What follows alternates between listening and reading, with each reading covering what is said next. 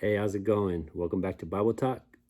Today we're going through Genesis 33, and we're going to continue on working our way through the Bible, piece by piece, verse by verse, chapter by chapter. So, if you guys remember last week, we were in Genesis 32. Jacob had just wrestled with God, and says he prevailed, and God gave him a new name, or an angel of the Lord, or a Christophany of Jesus. Jesus is in the Old Testament, or before he was born.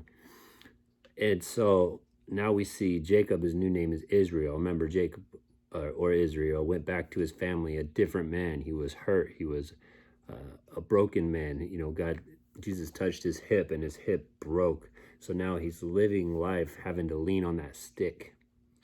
And his walk is different. He can no longer be the Jacob that he was, because Jacob means heel snatcher. He was a conniver. He was a schemer. But Israel is a new man.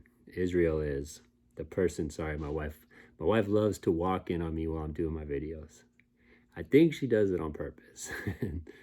But now we see, maybe I should ask her to come and teach these. What do you guys think? Let me know. But so now we see Jacob. He's continuing his planning, because Esau is on his way to come meet him.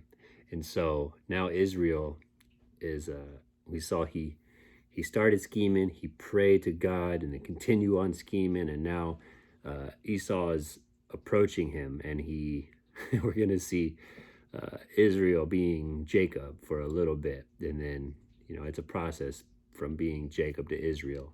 Just like you and I go through, it's always a process when we become a new person, a new creation, when we're born again. There's a process between when we are born again, justified. That means just as if I never sinned. That's what justified is, to being sanctified. The sanctification is a process. So now we see Jacob is sanctified, but it's still a process. So that being said, let's get into this. Jacob meets Esau. Jacob looked up, and there was Esau coming with his 400 men.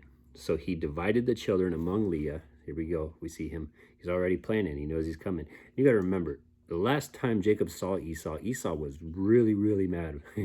He tried to kill Jacob, or wanted to kill him. And so Jacob's mom told him to flee. So that's how he got out of there and into a different place. And now we see him going back to his hometown.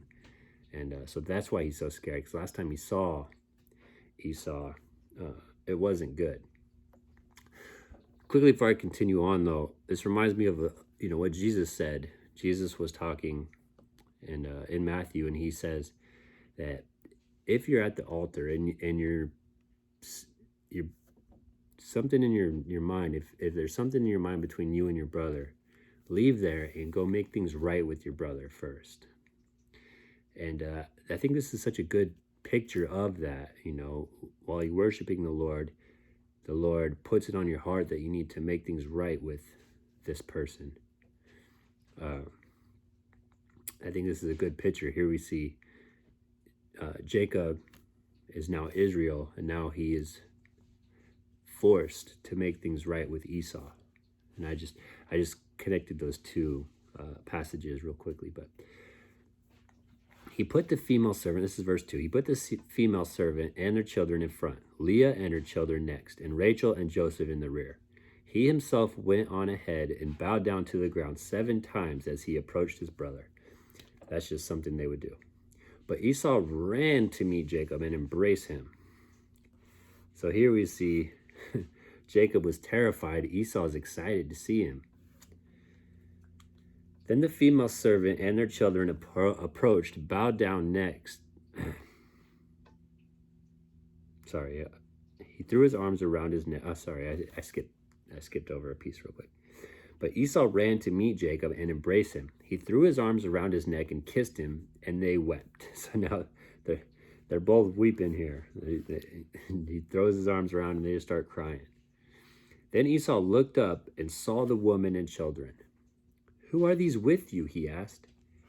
Jacob answered, "They are the children God has graciously given your servant." Now, I want to pause right here, because Paul talks about Jacob and Esau. He talks about how Jacob was chosen before they're even born. Jacob was loved and Esau was hated. And our tendency is to think, how could God hate somebody before he's born? And the answer is because God knows who we are. He creates us. But this right here, Jacob answered, they are children God has gracious. Everything Jacob does, even though he's a schemer, he's a conniver, he's a heel snatcher, God sees his heart. And Jacob has a heart for God. Everything he does, everything he says is, the Lord has blessed me. You have, when he was talking previously, he said, you have seen that the Lord has blessed me by my work and what I've been able to produce with this cattle and with everything I touch. So his heart is always off himself and for the Lord, and the Lord can see that. And so I just want to point that out, that God, men, Esau here, we're going to see Esau seems like a nice guy, a loving guy, helpful even, but God looks at the inward and man look at the outward. We see what people say or, how they act in front of us, but God can see the heart, which we're going to get to in just a minute. But it says, then the female servants and their children approached and bowed down. Next, Leah and her children came and bowed down. Last of all, Joseph and Rachel, and they too bowed down. Esau asked, what's the meaning of all these flocks and herds I met? So now he's asking, what was all this? Remember, because he sent 3 different groups of flocks to him, trying to bribe him, so to speak. And here we see Jacob. And I love this because he's being honest here. He said, to find favor in your eyes, my Lord, he said. But Esau said, I already have plenty, my brother. Keep what you have for yourself. So, oh man, this is so good. So here we see Jacob is trying to, I love that he puts my Lord, because here we see Jacob trying to bribe Esau, and God's gift, is just that, it's a gift, We can't earn God's favor. We can't earn God's love. It is a gift. And we're going to see 2 different parts here. So first it says, to find favor in your eyes. So he tried to give Esau stuff to find favor in his eyes. But Esau said, I have plenty, my brother. Keep what you have for yourself. And then verse 10, it says, no, please, said Jacob, if I have found favor in your eyes, accept this gift from me. For to see your face is like seeing the face of God. Now that you have received me favorably, please accept the present that was brought to you. For God has been gracious to me, and I have all I need. And because Jacob insisted, Esau accepted it. So first we see it was a bribe, but then we see it was a free gift. I have plenty. I just want to give freely to you. And there's a big difference between trying to buy our way into heaven. What can we do for God, and realizing that God has blessed us, and so we're just going to give freely. We're going to give back, knowing that it's a free gift from God. God has came in the form of a man, died on the cross for our sins. The debt is paid. When Jesus said it is finished, the debt is paid. And now, because of that, we get to live for God. We get to bless people with that, not because we're trying to earn or buy our way in, but we realize that God has given everything for us. So it's just the fruit of the Spirit to give back. But I love that right there. Please accept the present was when he says God has given. Yeah, so it says, for God has been gracious to me, and I have all I need. And because Jacob insisted, Esau accepted it. Then Esau said, let us be on our way. I'll accompany you. But Jacob said to him, my Lord knows that the children are tender, and that I must care for the ewes and cows that are nursing their young. If they are driven hard just one day, all the animals will die. We see his need for his animals. I mean, really, he just was scared of his brother still. We see a little hint of fear there. But he's also caring for his animals. He's saying, I have all these animals, and I don't want to slow you down. So you go ahead, and we'll just take our time, and we'll get there when we get there.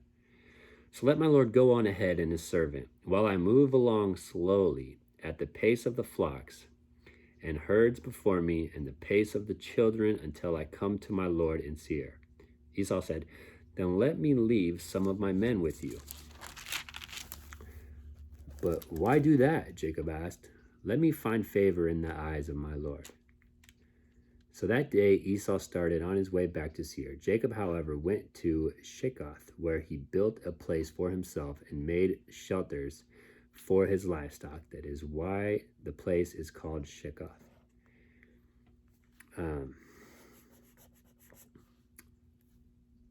All right, so here, we're in verse 18. We're going to see a similar story to what happened. And in chapter 34, we're going to see a lot of messiness coming from. It says in verse 18, it says, after Jacob came from Padan Aram, he arrived safely in the city of Shechem in Canaan and camped within sight of the city. Now that should ring a bell in our brain because somebody else camped near a city that was known for not being Canaan is known for being a corrupt town. And we're going to see conflict between the Canaanites and the Israelites all through the Bible. And so here we see Jacob camps on the outskirt of Canaan. And if you guys remember, Lot did that same thing with Sodom, right? He camped outside of it, and then he ended up moving into it and then became like a leader in Sodom. And you can see the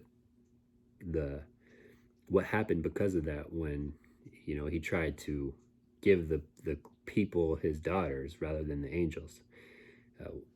That was a while back, but we see a very similar story here. After Jacob came from Padan Aram, he arrived safely in the city of Shechem in Canaan and camped within sight of the city. For 100 pieces of silver he bought from the sons of Hamor, the father of Shechem. There we go. He bought land there now. No, we don't know how long he was there, but it was long enough to get into trouble. He bought from the sons of Hamor, the father of Shechem, the plot of ground where he pitched his tent. There he set up an altar and called it El Elo Israel. All right, so that's chapter Genesis 33. I also want to point out really two things that really stuck out to me in this chapter is just the difference between Jacob and Esau. Jacob, when Esau comes to Jacob, Jacob says, God has blessed me with these children. God has blessed me with all I need. And when Esau asked him, what's the meaning of this? Esau asked, what's the meaning of all these flocks and herds I met? To find favor in your eyes, my Lord, he said. But Esau said, I already have plenty, my brother. Keep what you have for yourself. Esau here seems to be very helpful. But what I mean by God looks at the heart is Jacob says, the Lord has blessed me. The Lord has given me more than enough. And Esau says, I have enough. Look at what I've done by myself. And that's the difference between Jacob and Esau. Jacob, although he has his problems, God can see that his heart is for the Lord.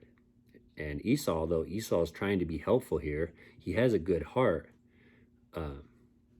We see that he's very focused on his accomplishments and what he has done for himself. He says, I already have plenty. And that's just a great reminder for me that, I don't want to be focused on myself. I got to remind myself, it's not what I'm doing. God has given me everything I have. He has blessed me in more ways than I can imagine.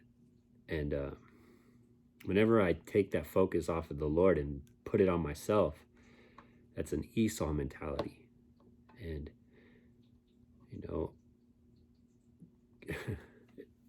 God doesn't have to give me anything else. What he's given me is enough. He came and died for me so that through Jesus, we can be saved.